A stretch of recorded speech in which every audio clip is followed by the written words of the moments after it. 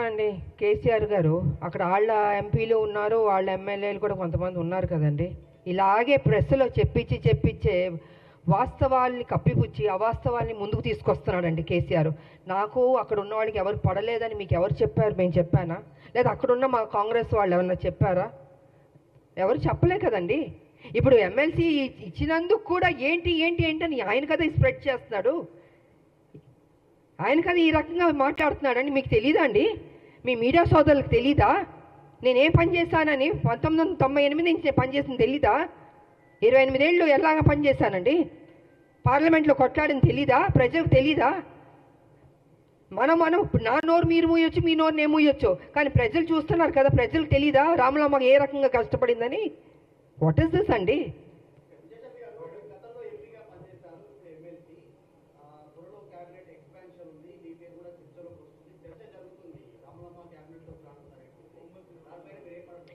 Sir నాకు అది తెలియదండి, నాకు నిజంగా తెలీదు. నాకు హైకమాండ్ ఈ బాధ్యత ఇచ్చింది.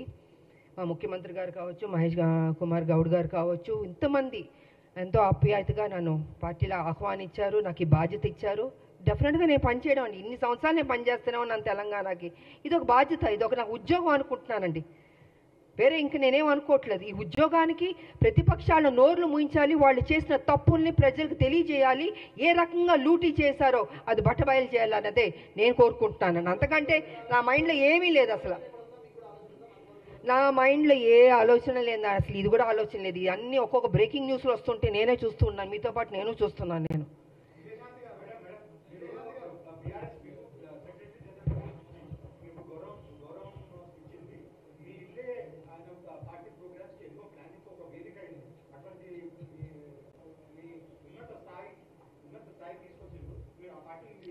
అదే సార్, మళ్ళీ మీరు అదే అంటున్నారండి. నేను ఎంతసేపు వాస్తవం చెప్పాను, నేను వదిలి రాలేదండి.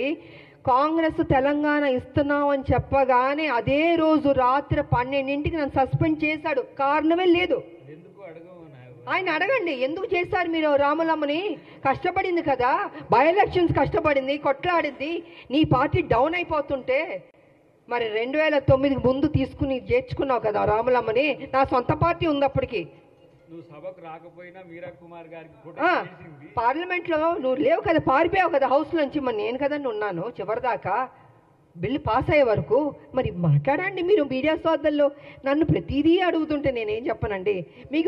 మీకు వాస్తవం తెలుసని నాకు తెలుసు. So please try to ask him అండి. 10వ చెల్లెలు కడుపులో పెట్టుకుంటాను, నెత్తి మీద పెట్టుకుంటాను, తీసి కాళ్ళలో పడేశాడు.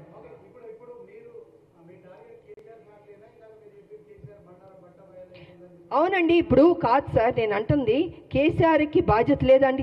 డబ్బు తిన్నాడు కదా, 1,00,000 కోట్లు, లక్ష లేని వాడు 1,00,000 కోట్లు తిన్నాడని గతంలో చెప్పాను. గత 6-7 సంవత్సరాల నుంచి 5 లక్షల కోట్లు అప్పుకి వెళ్తే అంటే 5 లక్షలు కాదు బాబో 7 లక్షలకి వెళ్ళింది, అడగండి అంటే ఇవాళ లెక్క తీస్తే 7 లక్షల కోట్లకి వెళ్ళిపోయింది అప్పు. మరి చెప్పాలా చెప్పకూడదండి? ఆయన చేసిన తప్పుని చెప్పకుండా ఎంతసేపు కాంగ్రెస్ని పుచ్చుకుని మీరు తప్పు చేస్తారు ఏం చేస్తావు? నువ్వు చేయబట్టి తప్పే కదా, నువ్వు చేయబట్టి అప్పే కదండి. ఇవాళ అవస్థ పడుతున్నారు, ప్రతిదానికి ఇబ్బంది అవుతుందండి. జీతాలు ఇవ్వనా ఇబ్బంది, స్కీమ్స్కి ఇవ్వాలి డబ్బులు ఇవ్వాలన్న ఇబ్బంది, ఎన్ని ఇబ్బందులు ఉన్నాయండి బికాస్ కేసీఆర్ వల్లది. నేను అదే చెప్తున్నా. అలాంటి ఒక్క నిమిషం సార్, అలాంటి వ్యక్తిని నువ్వు సమాధానం చెప్పాలి. విడిచిపెట్టవు. మీరు అసెంబ్లీకి ఎందుకు రావట్లేదండి? ఎందుకు రావట్లేదు నేను అడుగుతున్నాను. మీకు ఓటు వేశారు కదా, మిమ్మల్ని గెలిపించారు కదా, మీరు అపోజిషన్ లీడర్లో కూర్చోరా? అంత మీరేమైనా గొప్ప స్థాయి నుంచి వచ్చారా? మీరు కింద నుంచే కదా వచ్చారు. ఇప్పుడు ఈ డబ్బు ఈ కోట్లు అన్నీ ఎక్కడి నుంచి వచ్చిందండి? మా తెలంగాణ నీకు వేసిన భిక్షం కాదు, నువ్వు గుంజుకున్నావు, మోసం చేసావు. సో కాబట్టి నేనేమంటున్నానంటే నువ్వు రా, అసెంబ్లీకి రా, కూర్చో. నువ్వు తప్పు చేయలేదంటే చెప్పు, లెక్కలు ప్రతి 1 by 1 లెక్కలు తీసి చెప్పాలి. నువ్వు పబ్లిక్కి చెప్పాల్సిన బాధ్యత నీకుంది. ఉద్యమాలు చేసినవా అని చెప్పుకుంటున్నావు, పులి నోట్లో తలకాయ పెట్టాను, నేను ఒక్కడనే కష్టపడ్డాను. నువ్వు ఒక్కడే కష్టపడలే, అందరు కష్టపడబట్టే తెలంగాణ వచ్చింది.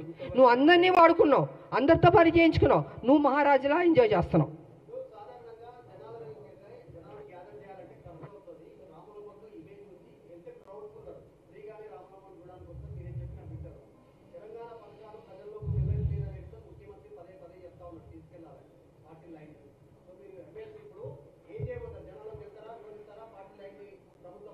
ఏమండి కాదండి, ఇన్ని సంవత్సరాల నుంచి మేము ప్రజల్లోనే ఉన్నామండి. కేసీఆర్ లాగా ఏసీ రూమ్లో పడుకోలేదు. కింద నుంచే మేము వచ్చాం, అరెస్టులు అయ్యాం, జైల్లో కూర్చున్నాం, ఆస్తులు అమ్మాం. ఆయనలాగా డబ్బు తిన్నింది కాదండి మేము. మా డబ్బు మేము కష్టపడి సంపాదించిన డబ్బు పెట్టామండి. ఎందుకు నా ప్రజలు అనుకున్నాను. నేను ప్రజల్ని ప్రేమించాను, కానీ కేసీఆర్ ఎప్పుడు ప్రజల్ని ప్రేమించలేదు. ప్రజల దగ్గర దోచుకుందాం, ఉద్యమం పేరు చెప్పి అనేది చేసుకున్నాడు. అదే జరిగింది ఇవాళ. నేను రాను, అయ్యో మా నాన్న రాడు అసెంబ్లీకి, ఎందుకు రాడంటున్నా నేను.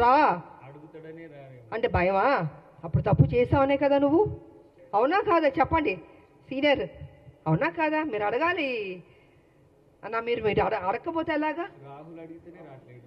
సో అడగాలండి. ఎవరి కోసం? ఇప్పుడు అడ్డంకి టైగర్ కోసం, నా కోసం, లేకపోతే మహేష్ కుమార్ గౌడ్ గారి కోసం కాదు. అది ప్రజల దగ్గరికి వచ్చి నువ్వు సమాధానం చెప్పుకోవాల్సిన బాధ్యత నీకుంది. ద్వారా చెప్పకపోతే మేము విడిచిపెట్టాం. సో ఆ విధంగా మేము ప్రజల్లోకి వెళ్తామండి. మాకెందుకు భయం అండి? మేము తప్పు చేస్తే భయపడాలి? వెళ్తాం డెఫినెట్గా. మా పార్టీ ఏం చేస్తుందో, ఏం చేయబోతుందో కూడా చెప్తాను. ఎనీవే థ్యాంక్ యూ అందరికి. మీ అందరికీ హోలీ శుభాకాంక్షలు. Thank you.